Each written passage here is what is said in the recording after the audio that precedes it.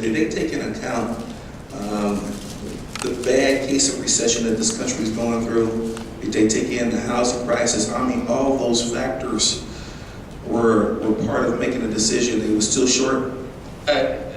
You say conversation, are you asking about conversations I've had with the university? Yes. I have not had conversations with the university. So who projected it was based on 07, just the fact that you guys, administration, thought that you would come in around 07, 09 based on 07? Correct. It would have been a reduction in the overall budget from 2008, yes. Okay, then, Yes. then for clarification, let me ask you this. What factors did you take in to consider that 09 may not be like 07? So given the fact that we have a housing crisis, given the fact that Lucas County and the state of Ohio has the highest unemployment rates, given the fact that we had unemployment claims that jumped through the roof, the fact is that when you drive by Job and Family Services, there's a line that comes around and asks for the highest number of food assistance and benefits.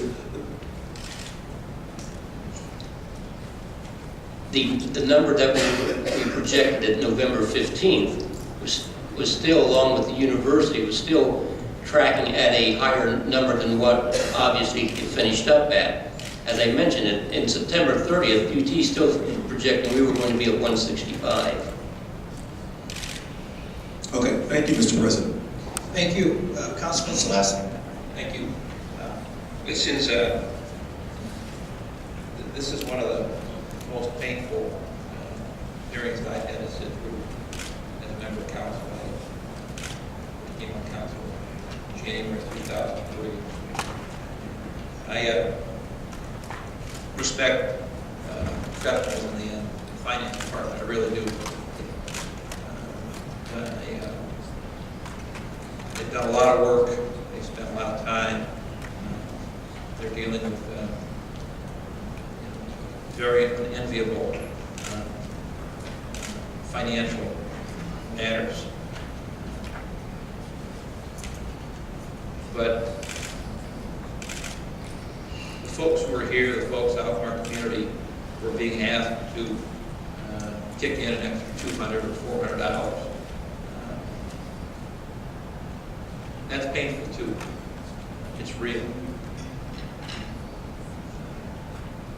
We have to come up with other solutions than just continually seeking to raise fees, whether it be the garbage tax or now this tax increase on Toledans who just happen to have a job outside the city limits.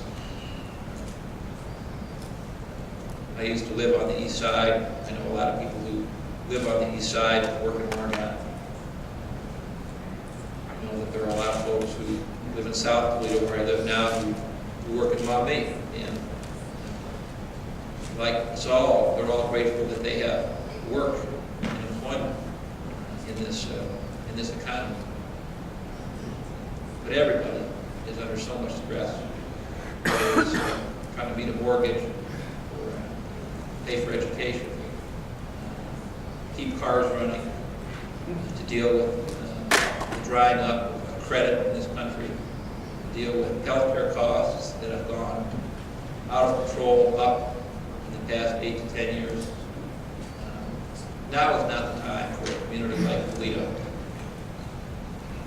to try to sock people for $200 or $400. It's not. I'm not going to cast aspersions on the mayor. He's got a tough job too. But what I am going to ask for is for my colleagues in the city to look at what's happening in the private sector.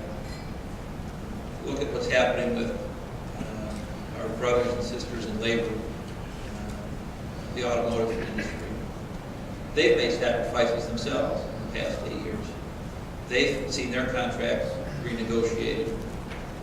They've seen sacrifices to their health care, to their wages, to their benefits. But they're going to do what they have to do in order to make sure that they're going to continue to work and have jobs. It's not just in the auto sector, also our brothers and sisters in construction and other sectors. hurts me to ask for this, but what we need is, we need the bargaining units to sit down with the administration, talk about a way to come up with this money without asking these good men and women for another $400 out of their pockets. When times are better, we'll make it up. We'll make it up to the Teamsters, and to AFSCME, and to our brave men and women in our fire unions and police unions. But I don't want to see anybody hit the street. So, my question to you, Mr. Sherburne, is this: is the administration at this moment engaged in a conversation about concessions with the leaders of the bargaining units? The administration is with both the firefighters and the police union in negotiations. Okay. Well, I certainly wish both sides only the best in that regard. And I bring this up with only the greatest admiration and respect for the life-saving, crime-fighting, quality of life services that our professionals in these unions provide for all of us. I know I speak for everybody when I say how grateful we are that we have such fine men and women working for the city of Toledo. That their workforce, just like, as I mentioned before, our auto workforce and our construction workforce, everybody has made sacrifices. Everybody needs to make additional sacrifices to get through this horrific time, this painful time.